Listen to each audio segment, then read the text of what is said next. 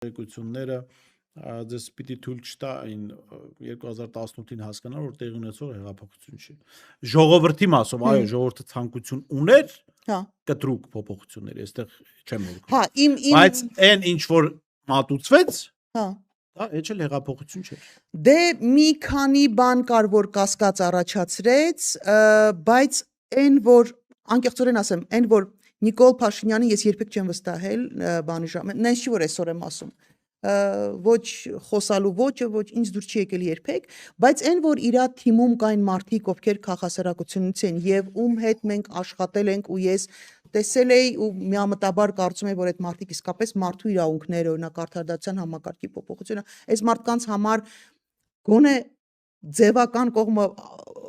կարևոր է եղել, ես անկեղծորեն մտածում եմ, որ եթե ինքը չէ, գոնե իր թիմում կան մարդիկ, խելքը գլխին, այն ժամանակ տենց էի մտածում։ Հետո պարզվեց, որ չէ, այդ մարդիկ